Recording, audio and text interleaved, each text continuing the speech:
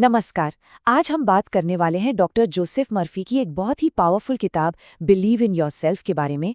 इसमें हम जानेंगे कि कैसे सिर्फ अपने मन की शक्ति से हम अपनी पूरी दुनिया बदल सकते हैं। तो चलिए शुरू करते हैं ये कमाल का सफ़र। अच्छा, कभी ऐसा महसूस हुआ है कि आप बहुत कोशिश कर रहे हैं पर कुछ बन ही नहीं रहा? ऐसा लगता है ना कभी-कभी कि हमारा सबकॉन्शियस माइंड, मतलब हमारा अवचेतन मन, हमारी सुन ही नहीं रहा है।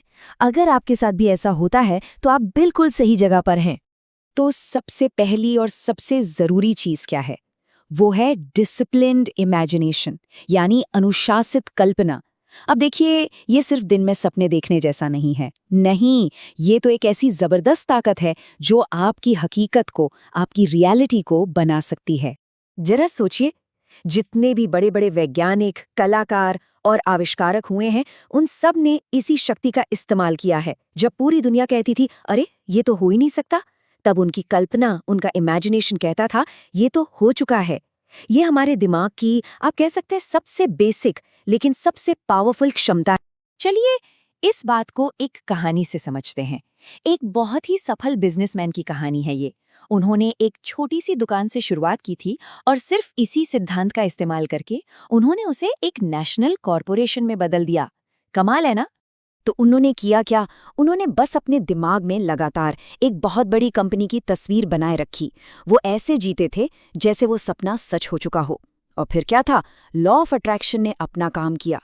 मतलब जैसे विचार वैसी ही हकीकत। पैसा, दोस्त, नए नए मौके, सब कुछ उनकी तरफ खिंचा चला आया। ठीक है, तो इमेजिनेशन तो एक हिस्सा हो गया, पर एक और बहुत बड़ा हिस्सा है और वो है हमारा मेंटल एटीट्यूड। मतलब बाहर दुनिया में चाहे कुछ भी हो रहा हो, हम अंदर से उस पर कैसे रिएक्ट करते हैं। इसके लिए भी एक कहानी है, एक सेल्स गर्ल की। वो कुछ पैम्फलेट बेचती थी जो उसे खुद पसंद नहीं थे। तो होता क्या था? बिक्री होती ही नहीं थी। लेकिन जिस दिन उसने अपना रवैया बदला, पॉजिटिव हो गई, उसी दिन उसने सारे के सारे पैम्फलेट बेच दिए। सोचिए, सिर्फ एटीट्यूड बदलने से कितना फर्क पड़ता है। तो यहाँ सबसे बड़ी सीख क्या मिलती है? कि हम अपने विचारों के मालिक हैं। हम ये चुन सकते हैं कि हमें क्या सोचना है, और हमारे विचार ही हमारी भावनाओं को कंट्रोल करते हैं। एक बात हमेशा याद रखिए, इमोशंस हमेशा थॉट्स को फॉलो करते हैं।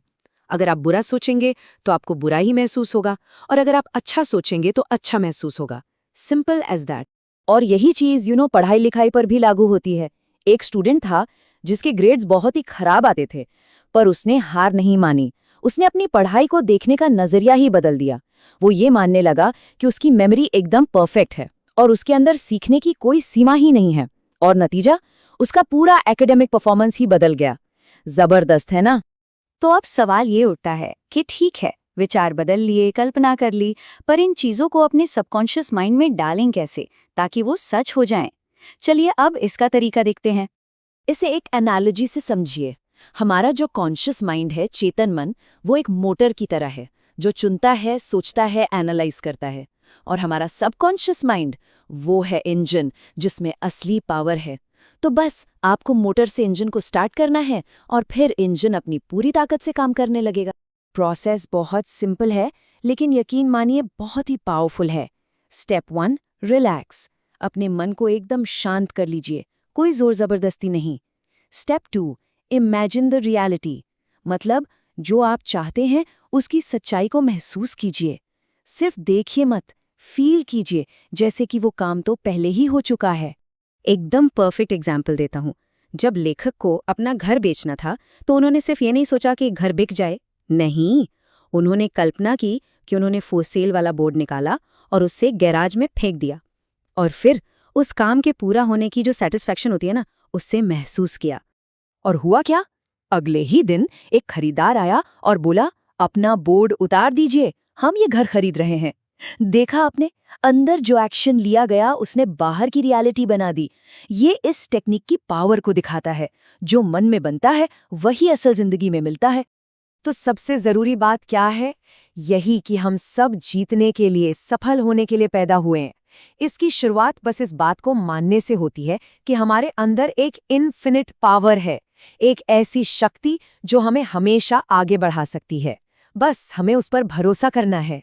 एक बहुत ही कामयाब प्रॉपर्टी डीलर ने एक बड़ी सिंपल सी लेकिन गहरी बात कही। उन्होंने कहा, मैं सिर्फ कामयाबी की बात करता हूँ, नाकामी की चर्चा में कभी नहीं करता। क्यों? क्योंकि उनका मानना था कि हम जिस चीज़ के बारे में बात करते हैं, हम उसी को अपनी जिंदगी में खींचते हैं। इसलिए हमेशा पॉजिटिव सोचें और पॉजिटिव बोलें। तो चलिए, जो मुख्य बातें हमने सीखी उन्हें एक बार दोहरा लेते हैं। ये सिद्धांत एक कामयाब और खुशहाल जिंदगी की नींव है। पहली बात, हमारे अंदर एक अनंत शक्ति है। दूसरी, ये शक्ति हमारे विचारों पर रिएक्ट करती है। नाकामी के विचार नाकामी को खींचते हैं और पॉजिटिव शब्द और तस्वीरें एक पॉजिटिव रियलिटी बनाते हैं। और सबसे ज़रूरी, हम अपने विचारों के मालिक हैं, हालातों के गुलाम नहीं। तो मैं आपको इसी सवाल के साथ छोड़कर जा रही हूँ। सोचिए, शक्ति आपके अंदर है, कैनवस एकदम खाली है। तो आज आपकी कल्पना कौन सी हकीकत बनाने वाली है?